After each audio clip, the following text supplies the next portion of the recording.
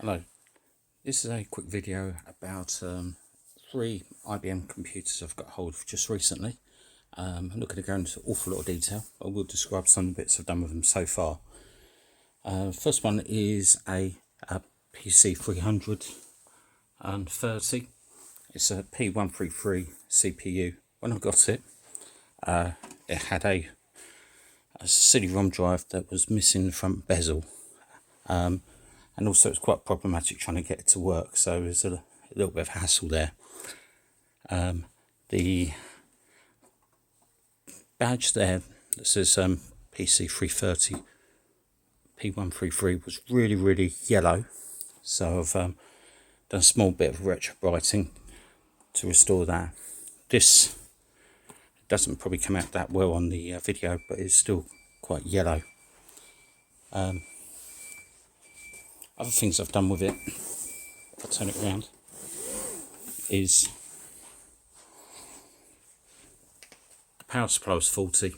It was dead and blown, so I've replaced the power supply, and also I've added a 100/10 Etherjet adapter so it can connect up to the Ethernet network. So it's a P133.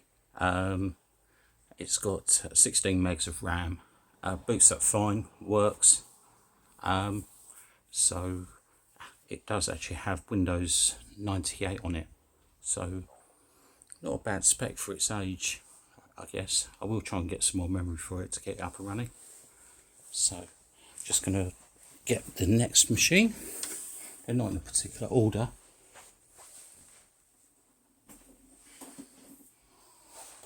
This is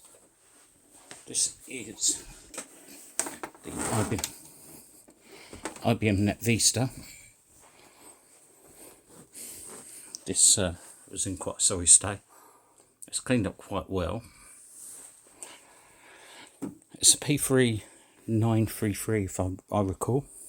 It's missing a hard drive. It's very grubby. Picked it up off of eBay. I've done nothing with this at the moment, so I haven't even got a hard drive for it yet. But it's cleaned up quite well, despite its age. So it's got a Windows 2000 license key, and on the back it's got all the blanking plates. Notably, this one here is a 3-COM Etherlink adapter. I have ordered an IBM 100/10 Etherjet adapter, so I've got a consistent theme going through. And last but not least,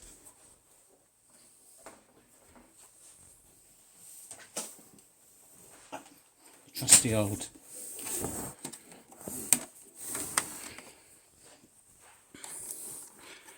PC 300 GL. Again, this is quite grubby. It's still far from perfect, but it's not too bad. So with this, 2 black rubber feet at the bottom were missing. Had to give it a bit of a clean up, so it's better but not brilliant. I've got a hard drive on its way. Also, as with the other ones, I've put a 10100 or 100/10 Ethernet adapter in it from IBM. It's basically badged to Intel. Also, looking at other videos, the original machine had thumb screws. This came with bolts, so to try and keep a little bit of originality, I've replaced some of those. It boots up and it works, but obviously I'd need to get the hard drive when it arrives to install probably Windows 2000 if I can, to get it up and running. I've also got my hands on a colour appropriate keyboard to go for these machines as well. I'm going to look for some more as time goes by. I do have the rapid access keyboard that has all the buttons and scroll point mouse to go with it as well. So I'll have that as a backup for probably the 330. I'll probably have that installed on there. Anyway, I hope you enjoyed. And like and subscribe, and thank you for watching.